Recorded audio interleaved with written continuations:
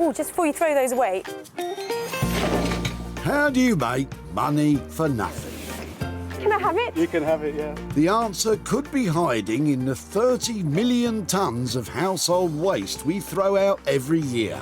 Now this is one seriously unusual tip find. That's why entrepreneur Sarah Moore wants to get her hands on things before they hit the skip. I'm a passionate user, maker and buyer of old stuff, and I've turned my passion into a money-making business. I make new stuff out of old stuff, and I sell it for profit. And with some of the country's elite designers and makers, These were going to be thrown away. Seriously. I love it, love it, love it. she can transform her finds into desirable, It looks brand new. valuable, You are joking. and hopefully saleable items. That is a triumph. If Sarah is successful, then she can hand the profits back to the very people who had no idea there was cash to be made from their trash. That is amazing.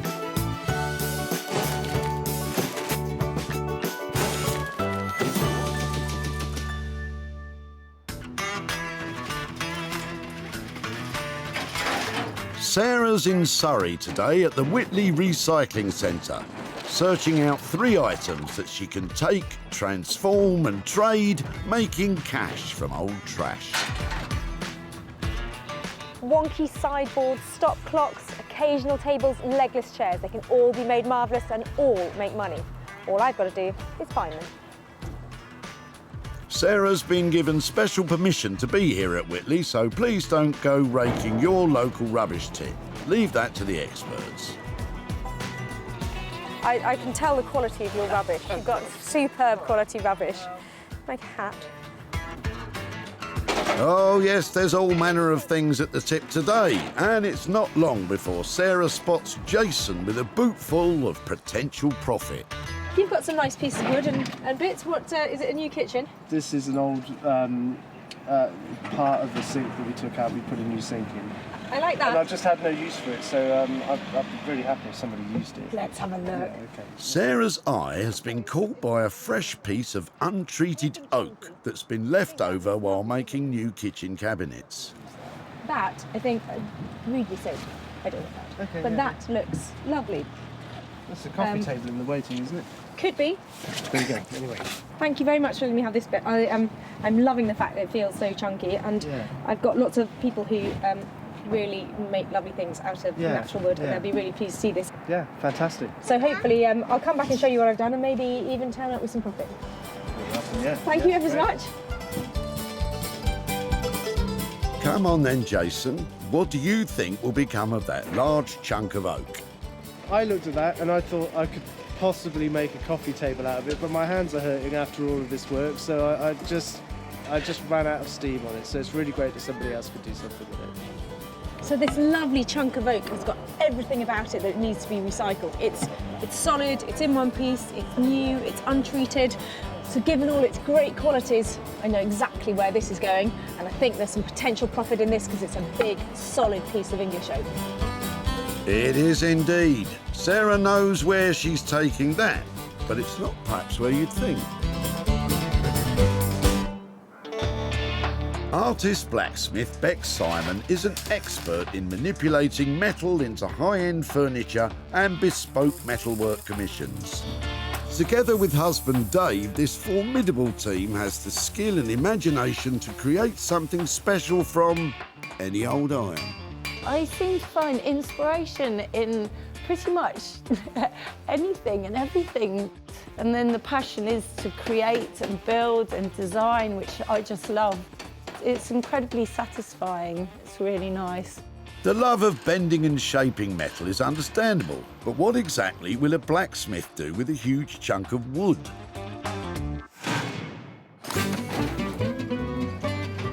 With the first item found, it's time to press on and search for a second one. Bonkers round here. Look at them flooding in. When it's this busy, you have to keep your eyes peeled. And luckily, Sarah has spotted John with his Georgian-style chair among all the clutter. I like your chair. Well, it's the elbows have gone. Okay. It's a... We were going to get it refurbished, but then we decided just to dump it. It is tricky, isn't it? Because it's quite a lot of money to get them reupholstered. It is. And if you don't love it, then Yeah. So tell me, how long have you had it? Where did it come from? I think we've had it for about 6 years. We got it from a friend of my wife who's an artist. It's got a really lovely shape about it. Is it comfortable? It's very comfortable. Can I have a go? Yeah. It's lovely, Yeah. isn't it? Yeah, it's good to sit in it. I think it's lovely. Can I take it away? You certainly can. Thank you so much for letting me have it. Would it be right just to help me over there? Yeah. Georgian furniture is a style which dates between 1714 and 1837 and was made popular by designers such as Thomas Chippendale and Robert Adam. The style of John's old chair fits this Georgian period with high sides and delicate features. But what does he think Sarah could do with it? I would imagine where there's a will in the way that you could refurbish it, and then I think it would look really good. And I'll be interested to see how good it does look. I think this chair has got a fantastic look. It is actually reproduction, I think, but it's cool because look at all these curves. There's a lovely shape to it. Reupholstered, it is going to look fantastic, and I know exactly who to take it to.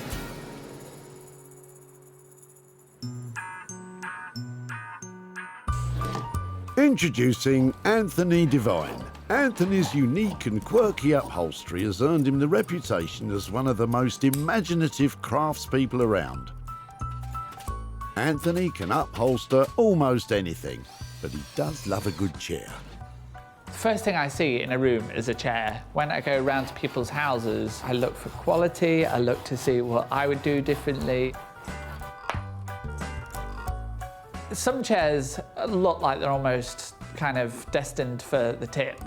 But if you see 1 ounce of kind of potential, then save it. I suppose it is a bit of a love affair I have with chairs. They're very beautiful things. Anthony loves classic lines, beautiful shapes and stylish looks. Hopefully, he'll also like this old thing.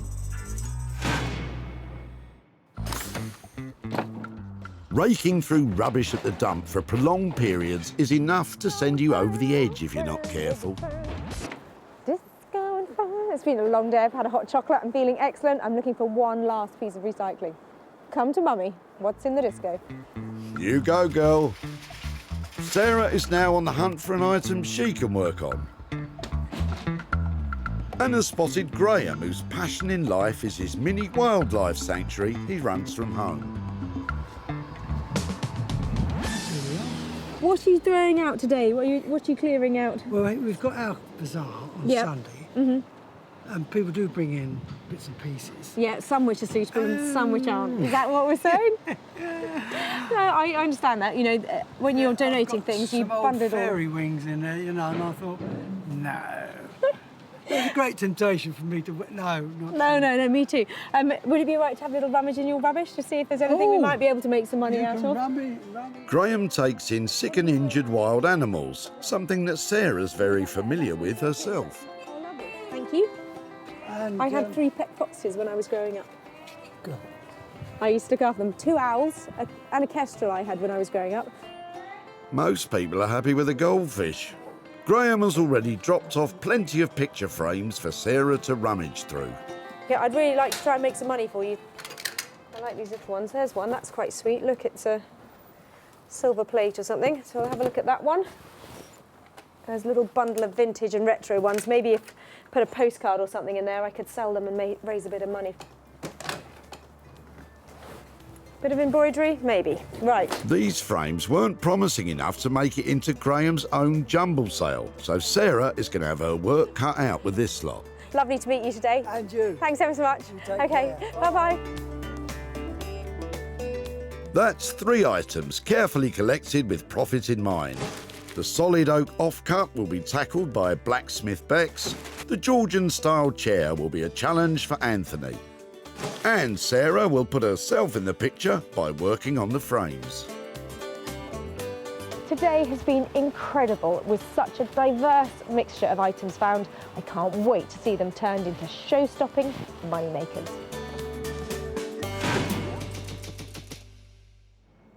Sarah's first stop is deep in the heart of the Surrey countryside. So tranquil. Unless you're in the workshop of Bex and her husband Dave. So I used to feel quite nervous about what Sarah was going to bring round for us to, work with, but now I've sort of become a bit more to expect the unexpected. I'm glad she feels that way, as Sarah's about to drop off a lump of wood to a specialist metal worker. So you find a big chunk of oak and you immediately think, well, I did, let's take it to the blacksmiths. I really need some help with this piece. I know that Bex and Dave come up with all sorts of ideas all the time. I just need one of their really good ones to turn this big chunk of English oak into something really saleable. I'm looking forward to seeing what she'll bring today. In fact, we'll probably go and find some other junk to help try and upcycle these bits with. How are you doing? How are you doing? Look what I've got. It's wood. You got wood. You all right? I'm really well. How are you doing? Come put it down here. It's quite heavy. It's a nice piece of wood. Yeah, I think it's that way up. I thought because it's so beautiful, I love the kind of matte quality of the wood. Yeah. I was just thinking with some of your beautiful shaped legs on it, I was wondering about having something, quite industrial looking like nuts and bolts or something, maybe like coming through it or... So say if it's round, you could have like just 3 and it's sort of self-balanced. So they're piercing the top, sort of that. Piercing sounds great, doesn't it? Yeah, you want that. It's either kind of a javelin shape, so they're getting sort of thinner. Maybe you could do that. If it's piercing it, maybe it sort of gets slightly thinner at the bottom and then a big chunky bolty thing at the top. Yeah, because you'll have a flat bit with the bit coming through and it's sort of balancing on three legs. Industrial-looking legs. I've got a pair of them myself. But this table will need 3, so how much will it cost for each leg? Say 60, and then we can sort of fiddle about and, make something really nice and it would look like a really good interiors piece, That's £180 in total for the 3 legs. Now, what's the plan for the wood? I'm wondering, are you okay to cut wood or do you want me to get this delivered to you in a certain shape? What would be easier? We worked out between us what shape, and then, that would be good. I could make a template, so that would be fine. Love your enthusiasm. I love yours. Let's make a plan for the shape then, and Okay. I reckon we're fairly simple solution to that. Brilliant, well done. Yeah, no, marvellous.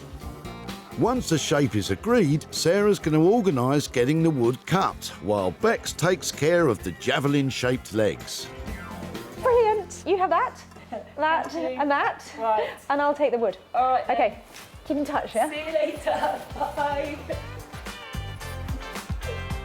I think it's going to turn out a really, really nice, sort of quite classic little piece. So looking forward to making that.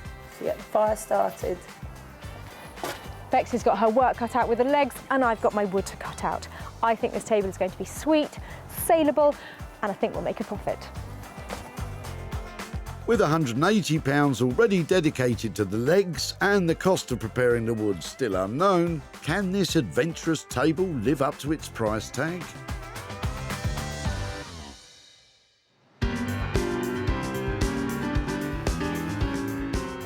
Manchester has arguably long been the North's creative capital, with musicians, artists and designers keeping it at the cutting edge. So it's no surprise that master upholsterer Anthony is on the lookout for something fashionable. Sarah's on her way today, so I'm quite excited that, she's looking for what's on trend, what's out there and kind of what's going to sell. Well, how about something that was on trend over 200 years ago? I hope he likes it. I think Anthony is the only man who's going to make this into something amazing for me, and he's going to have to use all of his skills if I'm going to make money. Anthony? How are we? We're good. Wait to see what I've got for you. Should we just take it inside? Just don't say anything. Do you want to just stick it straight in my skip? It's not that bad.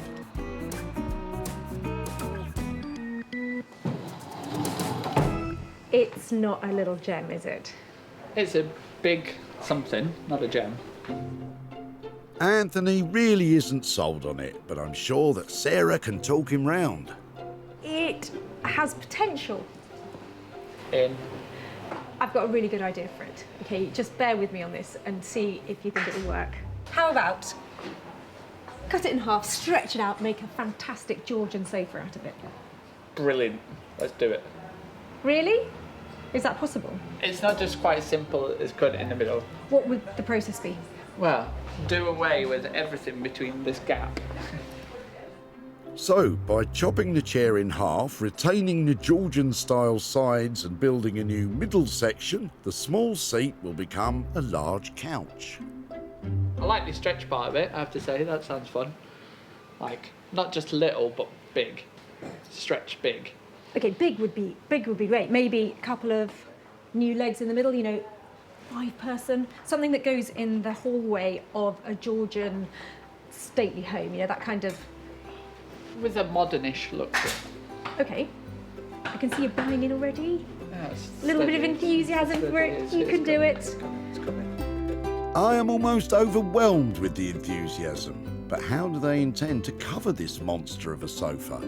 Colour-wise, I don't know. It's either beautiful light linen or it's very dark. I would go dark. Yeah, dark velvet. But then, you know, maybe we should just have like a nice chic fabric on it. A country cottage sofa. No. A 5-seater sofa in dark velvet sounds expensive. Is it, Anthony? It's going to hit just under £1,000, realistically. But then it's going to be a whopper. I mean, it might even take a few people to carry this bad boy out. I mean, it really is going to be a substantial size chair. I'm happy to leave it like that. I can't wait to see it. Sarah seems happy her radical idea is underway.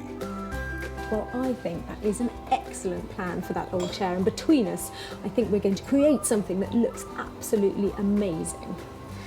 But at a shade under £1,000, that budget is quite punchy. It better look fabulous. It's never just simple. It's never like, oh, Anthony, I've got this perfect chair for you. It's nice and light. Just a bit of fabric on it, please. And we won't argue about the budget. Everything's good. Do me proud. I'll come back for it. Not tomorrow. I'll give you at least a week or two to do it. Run over. Glad you got that off your chest. Anthony is working with a budget in the region of £1,000 to turn this seat into a stretched out sofa. Will this job test the limits of even his skills?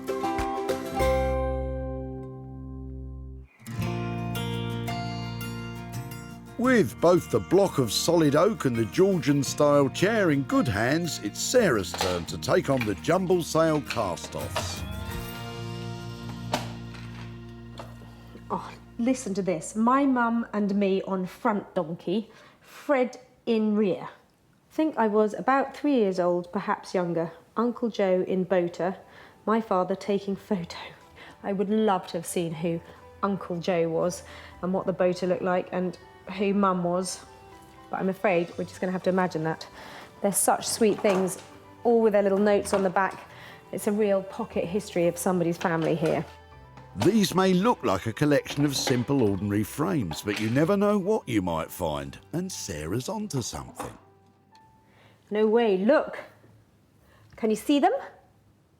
Can you see the one in the middle? That's a lion. So solid silver, sterling silver. This is British Art Deco silver frame. That is a little gem in this bundle.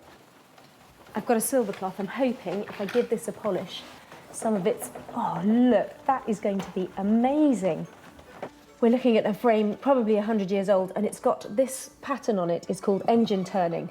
Great spot, Sarah. Engine turning is the decoration of metal or ceramic objects with fine geometric patterns, similar to the patterns found on banknotes. Well, that is looking a lot better. It is made of solid silver, but there's not heaps of silver there because it's quite fine.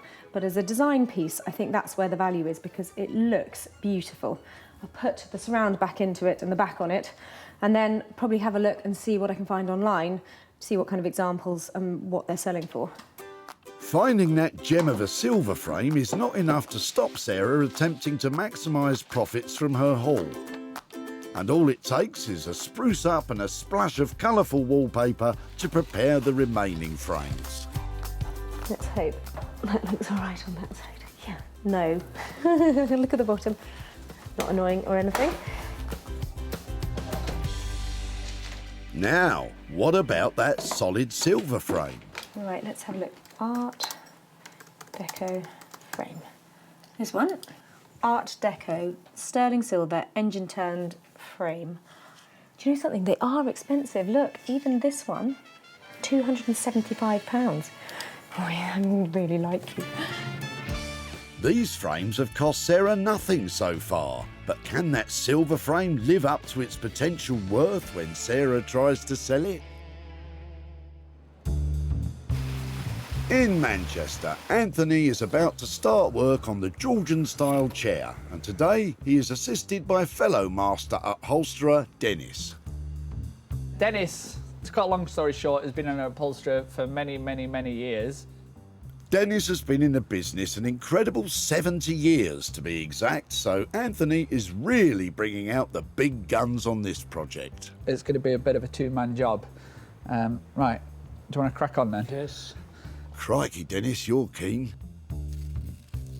So the plan, we're going to cut this open and then we should start to see the wooden frame, and then we're going to simply take a saw and chop half of this off and hopefully glue it, screw it, dowel it, drill it into a sofa. Let me know if you find any money. Share it. We'll share it. We'll buy some biscuits for tea time. Hey! Hey! Oh. I declare this chair open. Are we, how big are we planning to make this then? Well, Sarah's expecting a large 5-seater. We made it, didn't it? Something similar like that. What I was thinking was more like... You're going a bit too far now. It's too long. With the size of families nowadays and the size of TVs, you know, we probably want a big sofa. Anthony has gone a bit off-piste in the past, and it looks like he's thinking of deviating from the agreed plan with Sarah. Not sure how she'll feel about that. Yeah, that's not going to be far off 40 inches of that. Oh, and they still need to build the thing. We'll have a cup of tea first, yeah? Back in Surrey, blacksmith Bex is getting started on the spear-like legs and chunky bolt fittings that will hold up the oak tabletop Sarah is having cut into shape. It's basically making it so it's got this nice slow, you know, not to a point, but looks nice and slick rather than just a straight bar.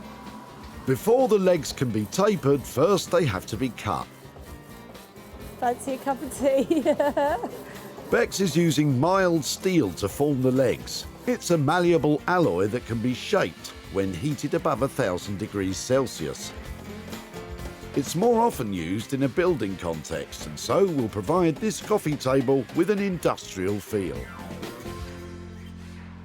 Shall I make the bolt, just use that material, make the bolt so it's like quite slick and small, or go nuts and do a big fat bolt, but then it's a coffee table, it might get in the way. It's a tough decision to make. Yeah, doing the smaller, neater, using that material. So, small and elegant is the way forward, and she can check out her design against the tabletop as Sarah has now returned the chunk of oak all shaped and finished. Oh wow, it's like a giant kidney bean. Oh, it's really nice, look, with her dirty hands. No, it's got a really nice shape. It'll go well with the legs.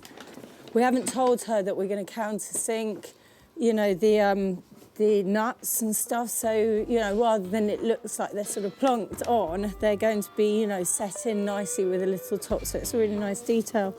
With the top ready to go, Bex concentrates on putting the finishing touches to the metal legs. with a bit of help from Dave's pants. Quite a few. Actually, there's a new pair that I've been planning to bring in. So when they start to look a bit like a skirt. Perfectly good underpants, then. I don't know what she's doing with them in here.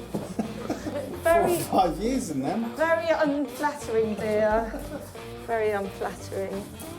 Poor Dave. Now all that's left to do is drill and stain the wood, fix it together and then show Sarah. I can't wait to see this one. Hope she likes my nuts. Anyway, so mature. Right.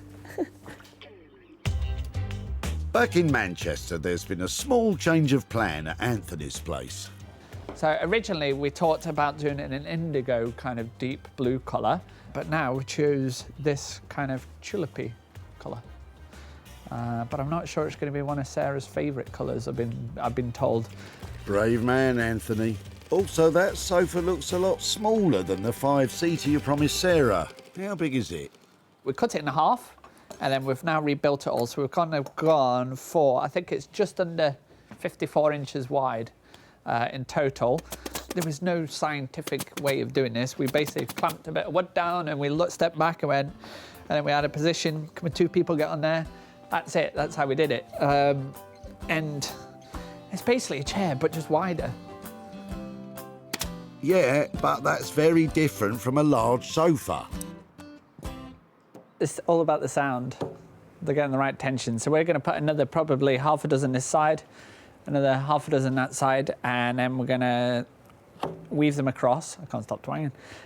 Weave them across, and then opposites, and then individually, they're quite weak, but collectively, when they're all woven, they become nice and strong. Oh. The one pressure that we are under is just make sure we get it finished in time for her ladyship arriving. But it's so addictive. It's the wrong size, the wrong colour and potentially unfinished. But at least you'll be able to play Sarah a tune, Anthony.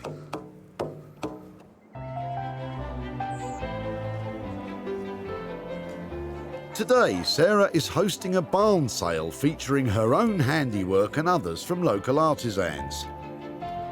And there's interest in some of her refurbished picture frames. I think they're absolutely beautiful and they're just what I was looking for. Can I give you £10? Really? That would be, yes, it would be my pleasure. Okay, I'm delighted with them. Oh, lovely, excellent. Come with me to the till. Thank you. That's 2 frames sold, and if the others don't sell today, they'll be going straight online. Sarah's now concentrating on getting the best price for her star item, the solid silver frame. She's travelled to the Bourbon Hanby Arcade in central London, home to antiques expert Ian Towning. This is engine-turned, made in Birmingham in about 1926, 1927. What is important, the silver is in good condition. Okay. You know? If that's in good condition, there's a chance we can do something with it. You know, because they're beautiful pieces. With the silver being undamaged and Ian recognising the potential, he was keen to make Sarah an offer. If I was selling to an end user who was looking for a christening present or something like that, I'd be looking for a different money. But I think that's lovely of you to make that offer. Okay. So I think I'm going to say, I'll take your offer. You take my offer. While at the dump in Whitley, Sarah spotted Graham with a boot full of jumble sale rejects. And people do bring in bits and pieces. Yeah, some which are suitable and some which aren't. Is that what we're saying? He was raising money for his animal sanctuary, and these frames didn't make the cut. Lovely to meet you today. And you. Thanks ever so much. Okay, bye-bye. After some TLC, a barn sale at home was the perfect place to sell the simple frames. But the silver star of the show was taken further afield. Sarah's now returned to Whitley to show Graham what became of his jumbled junk and to hand over the cash.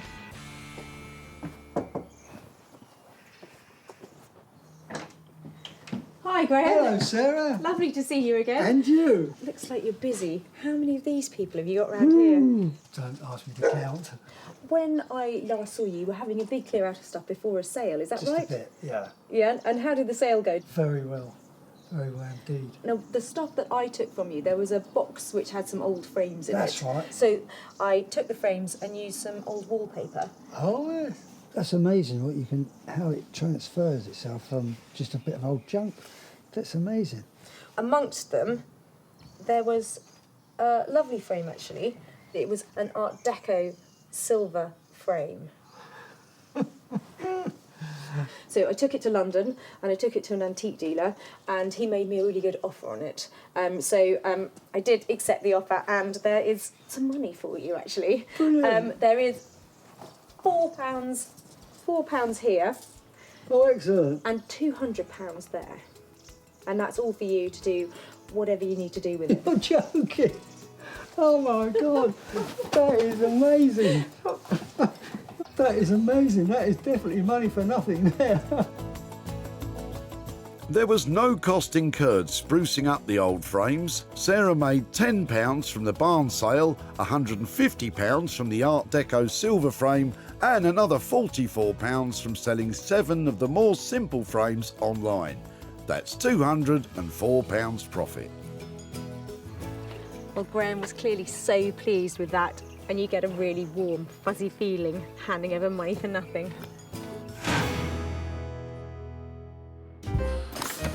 Buoyed by the success of the sale of the frames, Sarah's back at the workshop of Bex and Dave to see the fruits of their hard labour.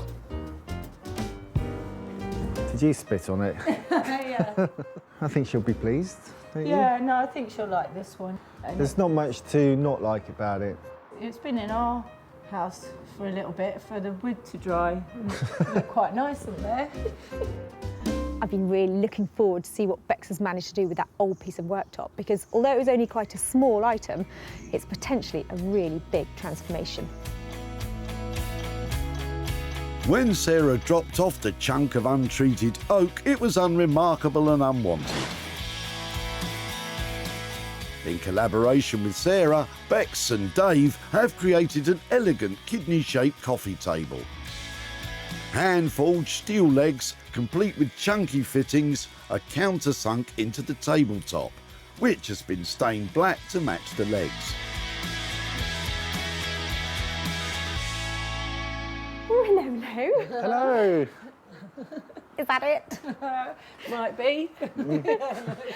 So let's have a look then. There you go. Oh my word, are they metal? Yeah. How cool are they? Oh, it looks really good, doesn't it? Yeah, it's worked out nicely. I thought it was going to be sort of less polished and a bit, you know, like metal-y, kind of rough.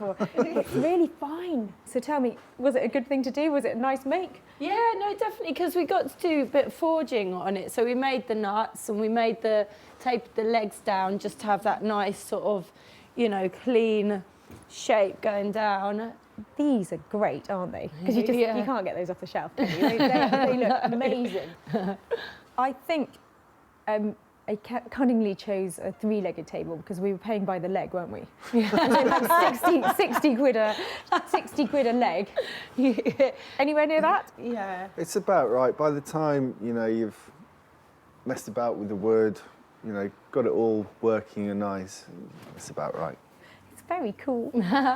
I'm glad you like it. I think it's a charming thing made out of something that was, you know, scrub top utility piece of wood. So I'm really pleased with that. Thanks so much. Thank you. Always lovely to see you. Yeah, How heavy is it? It's not too bad. Not too bad. Not You'll too be bad, that's what we okay. always say. Take care. See you later. Bye. There's always the question of what other people will think of your work. Yeah.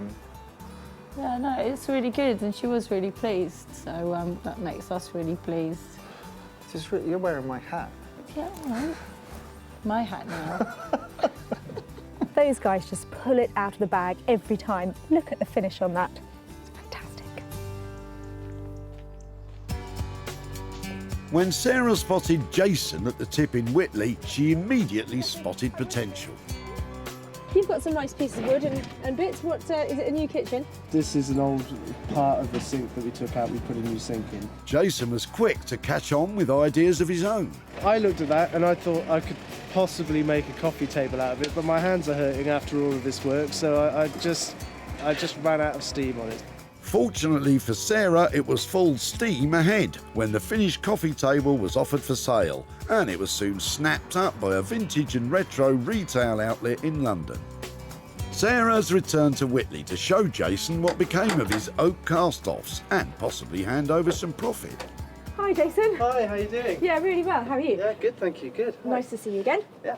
I said at the tip that it would be great to catch up if I'd managed to do anything with your chunk of oak. So I'm here. I'm here. Yeah, we great. actually managed to use it. Do you want to see what we did? I'd love to, yeah, this sounds great. So that's how it turned out. Wow, that's unbelievable, isn't it? That is great. I honestly just thought it would be just a nice square oblong of, that's what I was going to make. Yeah.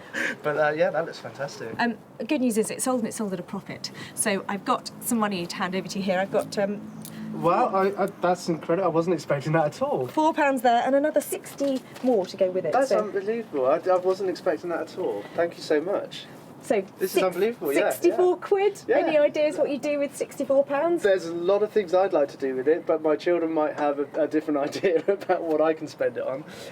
But yeah, no, I'm sure we'll find something fun to do with this. Excellent. A day out, I should think, at least, yeah. Well, thank you so much for all of your time and for letting us come back and show you what we did. Thank you. Take care. Thank you. Bye-bye. Sarah spent a total of £206 on the coffee table, £180 for the 3 hand-forged legs from Beck's. The cutting of the wood cost £6 and £20 was spent on wood stain. With a sale price of £270, that left £64 to return to Jason. Well, I think Jason was genuinely surprised and quite pleased with what we did with his chunk of oak. And £64, I think the family are going to have a lovely day out with that.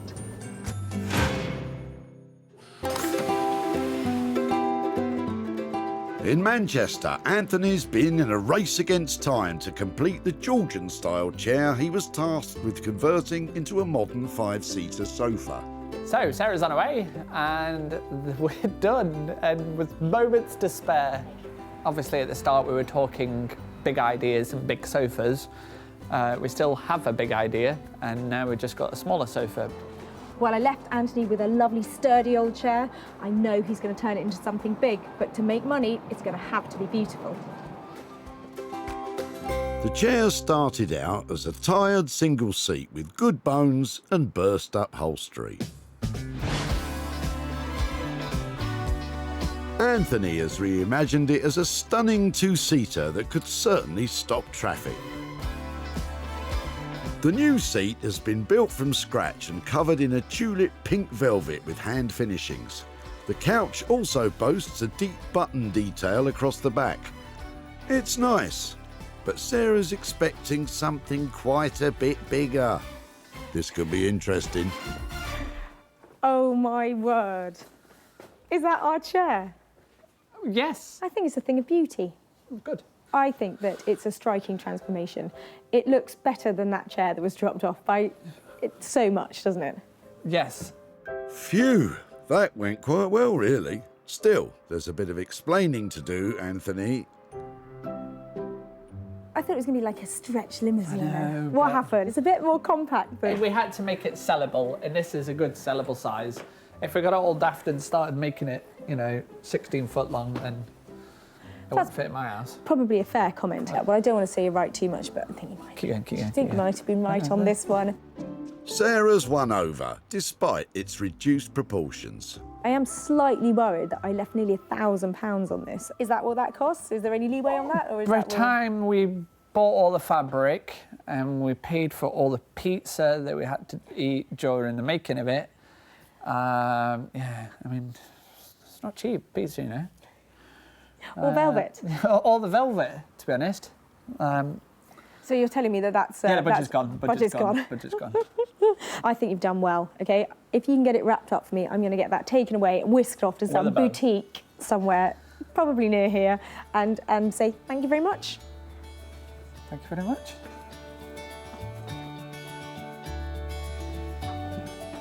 She brought a tatty old chair, we chopped it up, we made it into a sofa. She can sell it, she can make money and give it back to the peeps. Well, it's not quite as big as I expected, but I think it is quite beautiful, but I'm worried I might have my work cut out if I'm going to make a really big profit on it. As a transformation, that's a fantastic piece. When Sarah met John at the tip in Whitley, he was just about to chuck out his chintz. We were going to get it refurbished, but then we decided just to dump it. The chair badly needed an overhaul. It is tricky, isn't it? Because it's quite a lot of money to get them reupholstered. It is. But that suited Sarah down to a T. Are you a golfing man? Is that yours? That's mine. After a lot of hard work, that humble armchair has become a glamorous, hot, pink two-seater sofa. It didn't take long before this distinctive piece was catching the eye of Augustus Brandt Antiques in Petworth, who promptly snapped it up. Sarah's now returned to Whitley to show John what became of his old chair. But will there be a profit to hand over too? Hi there. Hello. Nice to see you again. Nice to see you again. How are you? I'm good, I'm good. I took your chair from the tip. Is this where it came from? Yeah, it was in the main room. We used it quite a lot, and then the arms went. So there's good news and bad news. Because it was so sturdy, it actually got cut in half. You cut it in half. Do you want to see what we did with it? Yeah, brace. Okay. Here is your chair in its new incarnation. I never imagined for a second that, I thought they would recover it and it would look something like we had before, but you would never have known by looking at that. It was the same chair. Well, there was a reason why we did that to it, because as a chair, as a process to recovering it, it is it's an investment to have a piece recovered. And what we want to do is try and stretch it a bit and hopefully get some more money for it. And so we sold it at a profit. I have got £215 here for your old chair. Thanks very much. Absolute pleasure. I am now not taking things to the dump. I'm now thinking, where can I take them to get them fixed? So it's £215. What are you going to do with that? Well, I'd like to think I'm going to get more golf lessons, but my wife will probably say she's going to have it for the house. Oh, really? Yeah. Oh, well, something towards a new chair, maybe? Something towards a new chair. Thank you so much. Bye-bye. Bye-bye.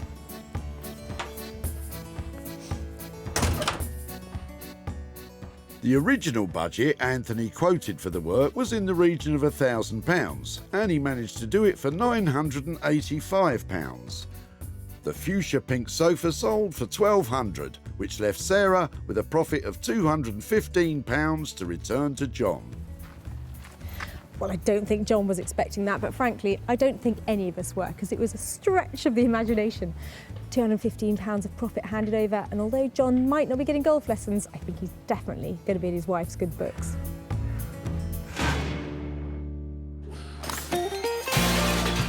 Sarah salvaged 3 unwanted items from the Whitley Recycling Centre. The chunk of oak was turned into a classy industrial coffee table. The tired old Georgian-style chair is now a magenta marvel. And a collection of old frames with a silver hidden gem. So who knew that a few bits of old rubbish could generate so much enthusiasm, creativity and hard cash?